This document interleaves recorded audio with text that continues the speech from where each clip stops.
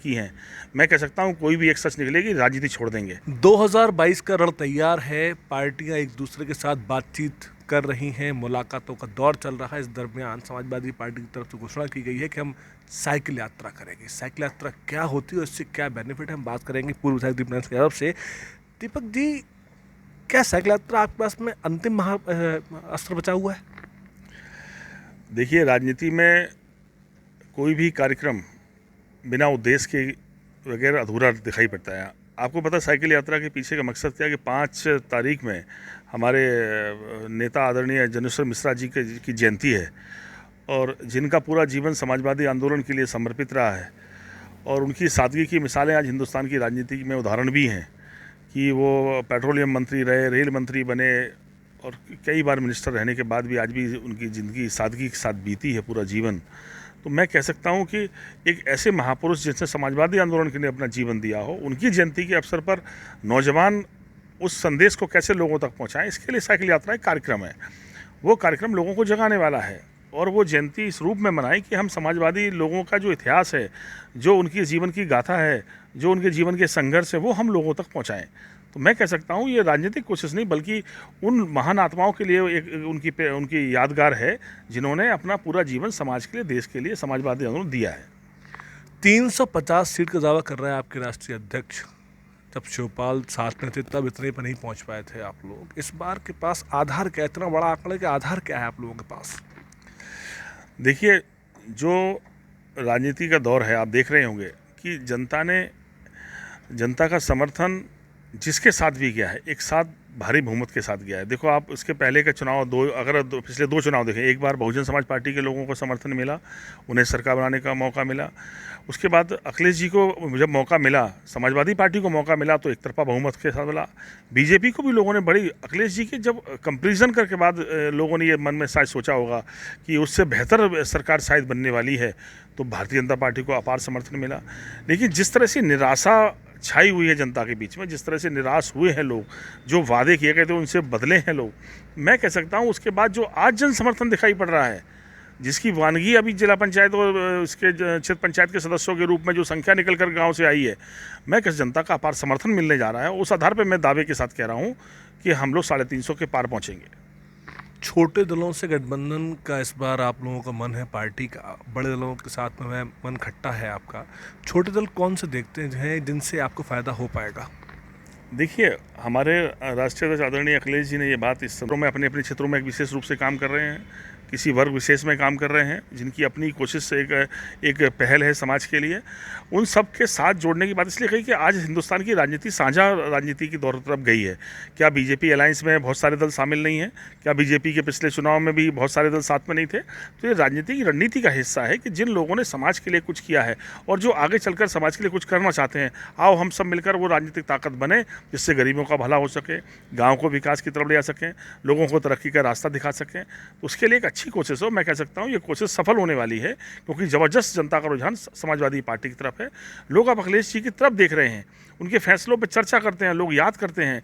एक ऐसा नौजवान जो बच्चों की पढ़ाई का इंतजाम कर रहा था, एक अच्छी ड्रेस देने की कोशिश करी थी, जिसने अच्छे स्कूल दिए थे, जिसने बच्चियों के लिए कन्या विद्याधन योजना लेकर आए, फीस माफ़ कर दी, वजीफा दे दिया, फिर 30,000 रुपये कन्या विद्याधन के रूप में 1200 करोड़ रुपये प्रदेशी किसानों की बेटियों को एक प्रेरणादायी कोशिश की, जिसने लैपटॉप दिया नौजवान मजदूर किसान के बेटों के हाथों में कि आगे पढ़कर जाके देश की, समाज की एक अच्छी सेवा कर सको आप, रास्ते दिखाए।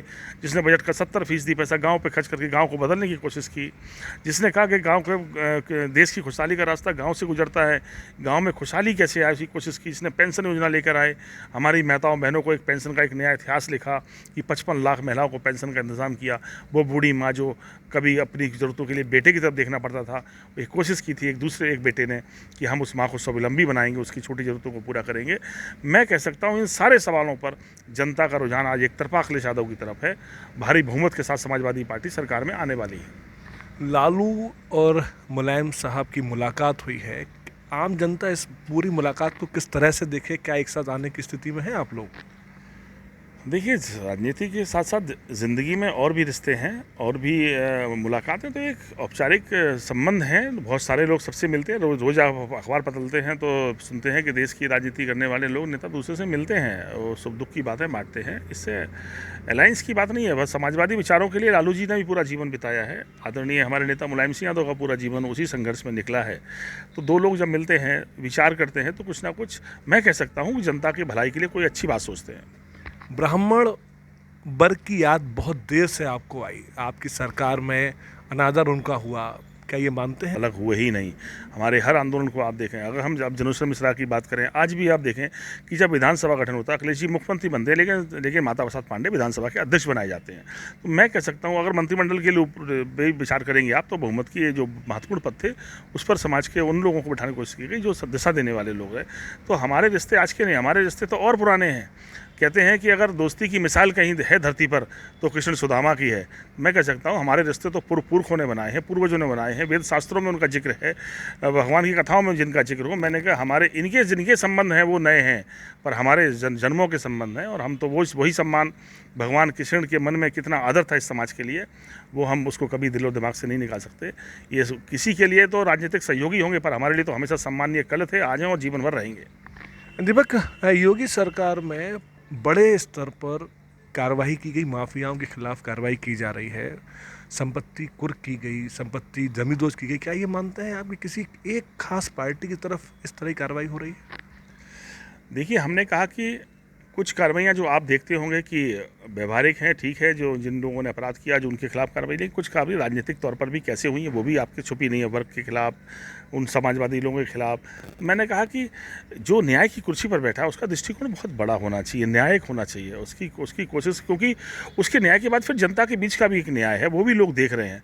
मैं कह सकता हूँ कि जब आप एक अच्छा कदम उठाते हैं, लोगों की मदद के रास्ते बनाते हैं, जब मदद के रास्ते रह जाते हैं तो फिर आप दबाने की कोशिश करते हैं। तो मैंने कहा दबाने वाले कामयाब कभी नहीं हुए। दीपक, क्या कारण है, जब सत्ता में आप थे तब भी आप पे आरोप थे, आज सत्ता में आप नहीं, उसके बाद भी गरोठा विधायक की तरफ से आपके खिलाफ लगातार शिकायतें की जा रही है? ऐसा कौन सा आप काम कर रहे हैं जो कि गलत की श्रेणी में आता है, जिसकी उनके पास सूचना पहुंच जाती है? देखिए, जहाँ तक विधायक जी का उनका सवाल है, तो वो शिकायतों के बल पर नेता बने थे। आप उनका पुराना अगर इतिहास निकालेंगे, पहले वो तमाम शिकायतें करके राजनीति में अपनी जगह बनाते हैं। जब सरकार में भी आते हैं तो भूल जाते हैं कि सरकार में विपक्ष में है, फिर अपने ही तमाम अधिकारियों के खिलाफ शिकायत करते हैं। एक विभाग में जिसमें उनके ही लोग, ठेकेदारों ने पूरा पैसा निकाल लिया और बाद में बेचारे अधिकारी को फंसा दिया आपने। आप कोई एक विभाग निकालो जिसमें ये शिकायतें ना करते हो। ये शिकायतें करते हैं, मुख्यमंत्री की उसका लाभ उठाते हैं, बाद में डील करके समझौता कर लेते हैं। यही कोशिश कर रहे हैं पिछले 5 साल में। अगर ये मेरे खिलाफ सैकड़ों शिकायतें इन्होंने की हैं, मैं कह सकता हूँ कोई भी एक सच निकलेगी, राजनीति छोड़ देंगे। पर ये झूठी शिकायतों के बल पे नेता बनकर दूसरे को बर्बाद करके अपनी आबादी का रास्ता सुनने वाले लोग कभी सफल नहीं हुए हैं। इनकी सोच पॉजिटिव नहीं है।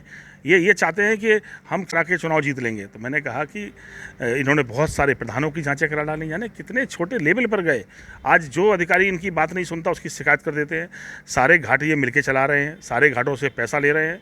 अगर मेरी जांच की बात करें, मेरी भी जांच करे सरकार, इनकी भी जांच करे कि 5 साल से सरकार में है, जितने घाट गरोठा विधानसभा में चले हैं, सब में कितना करोड़ रुपए इन्होंने वसूल कर लिया मुख्यमंत्री के नाम पर।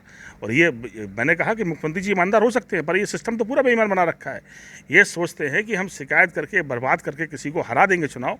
ये सपना हो सकता है इनका। इनकी कोशिशें, मैंने कहा कि पूरी ज़िंदगी अपने संघर्ष से बीता है। ये सच है कि हम लोग गाँव से निकल कर आए और अपने संसाधन बनाकर अपने जीवन में तरक्की के रास्ते बनाए हैं। जब तक जिंदा रहेंगे लोगों के लिए जिए हैं। अपनी ज़िंदगी में इस उम्र में 1000 बहनों की शादी की है। ये ज़िंदगी में किसी एक आदमी की, किसी गरीब की मदद करने की इन्होंने कभी ख्वाब भी नहीं देखा होगा। और हम जब तक जिंदा हैं, जिस लायक भी हैं, गरीबों के साथ खड़े हैं, उनकी बीमारी मत करेंगे, उनकी शादियों में मत करेंगे।